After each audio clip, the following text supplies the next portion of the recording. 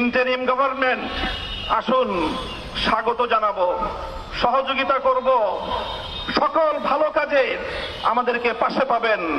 আমাদের সন্তানেরা নিরলসভাবে তারা কাজ করে যায়, নিঃস্বার্থভাবে কাজ করে যায়। গণমাধ্যম তাদেরকে প্রচার খুব একটা করতে চায় না, অ্যালার্জি আছে, এই সকল অ্যালার্জিগুলোর উপশম করেন। স্কুল, কলেজ, ইউনিভার্সিটির আমার সন্তানেরা যেভাবে তারা আন্দোলন করে ফ্যাসিবাদের পতন ঘটিয়েছে, প্রতিটি ক্ষেত্রে আমার মাদ্রাসার সন্তানেরাও তোমাদের সাথে হাতে হাত রেখে বাংলাদেশের ছাত্র জনতার ঐক্যের একটি অভূতপূর্ব দৃষ্টান্ত স্থাপন করেছে। রাজপথে আন্দোলনরত আমার সন্তানেরা যখন সংগ্রাম করেছে, সংগ্রামের সময় বুকের রক্ত দিয়েছে, নামাজের সময় হয়ে গেলে আল্লাহু আকবার, আশহাদু আন্না মুহাম্মাদুর রাসূলুল্লাহ আযান দিয়ে রাজপথে জামাতের সাথে নামাজ আদায় করে স্পষ্ট বার্তা তারা দিয়ে দিয়েছে, বাংলাদেশে নাস্তিক্যবাদের কোনো ঠাঁই হবে না, হতে পারে না।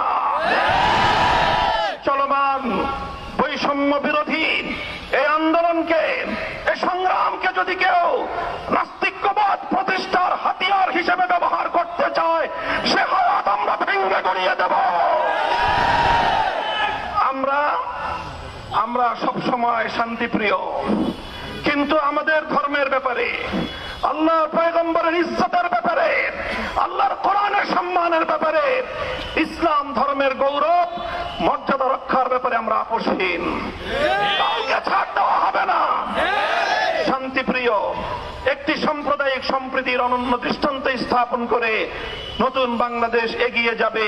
কাদিয়ানীদেরকে মুসলমান পরিচয় দিয়ে যদি এদেশের মানুষকে গেলাবার, এদেশে মুসলিম হিসেবে তাদেরকে প্রতিষ্ঠিত করবার কোন এজেন্ডা নিয়ে পশ্চিমা বিশ্বের কোন প্রতিনিধি যদি বাংলাদেশে কোন ঘৃণ্য নীল নকশা বাস্তবায়ন করার চেষ্টা করে, রক্তের মাধ্যমে সেই ষড়যন্ত্র আমরা প্রতিরোধ করব ইনশাআল্লাহ। হিন্দু, বৌদ্ধ, খ্রিস্টান, কাদিয়ানী, অন্যান্য উপজাতি, ভিন্ন ধর্মাবলম্বীদের নাগরিক, ধর্মীয় সব ধরনের মৌলিক অধিকার, সংবিধান প্রদত্ত সকল অধিকার নিশ্চিত করবার জন্য এদেশের আলেম সমাজ অগ্রণী ভূমিকা পালন করবে। হেফাজতে ইসলামের পক্ষ থেকে সারা দেশের আলেম সমাজ, ইমাম সমাজ, মসজিদের লক্ষ কোটি মুসল্লিয়ানে কেরাম এবং ধর্মপ্রাণ মুসলমান ভাইদের প্রতি আমি আবারও দৃষ্টি আকর্ষণ করে উদাত্ত আহ্বান জানাই, আপনারা আপনাদের চলমান ভূমিকা অব্যাহতভাবে পালন করে যাবেন। সেই সঙ্গে বলতে চাই, অন্যান্য ধর্মাবলম্বীদের ধর্মীয় নিরাপত্তা যেভাবে নিশ্চিত করতে হবে, এদেশের সংখ্যাগরিষ্ঠ মুসলমানদের ধর্মীয় নিরাপত্তা একইভাবে নিশ্চিত করতে হবে। অন্যান্য সংখ্যালঘু ধর্মাবলম্বীরা যেমন তাদের ধর্ম পালনের নিরাপত্তা পাবে, সংখ্যাগরিষ্ঠ মুসলমানদের ধর্ম পালনের ক্ষেত্রে ছলচাতুরির আশ্রয় গ্রহণ করা হবে, সেটা দেশের মানুষ বরদাস্ত করবে না।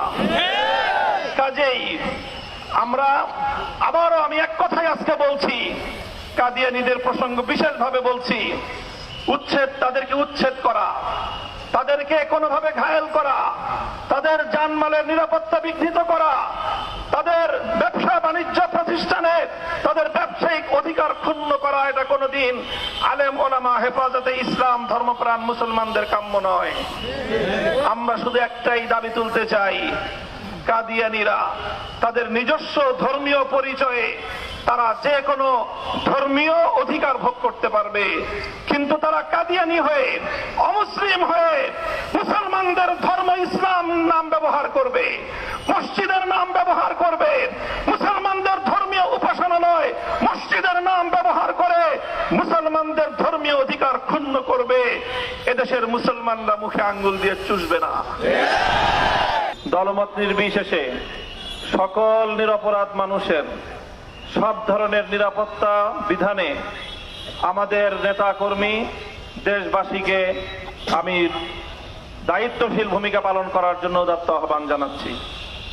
বিশেষভাবে সংখ্যালঘু সম্প্রদায়ের সকল মৌলিক অধিকার সংরক্ষণ করবার জন্য এদেশের আলেম সমাজকে আমরা প্রথম দিন থেকে আহ্বান জানিয়েছি। হেফাজতে ইসলামের নেতাকর্মীদেরকে তাদের পাশে দাঁড়াবার জন্য উদাত্ত আহ্বান জানিয়েছি। দেশবাসীকে আমরা ডাক দিয়েছি। আমাদের ডাকে এদেশের মানুষ অভূতপূর্ব সাড়া দিয়েছে। বিশ্ব গণমাধ্যমে বাংলাদেশের আলেম সমাজ, ইসলাম প্রিয় জনতার সাম্প্রদায়িক সম্প্রীতি প্রতিষ্ঠার ক্ষেত্রে বর্তমান সময়ের ভূমিকা সারা পৃথিবী জুড়ে বিশ্ব মিডিয়ায় প্রশংসিত হয়েছে।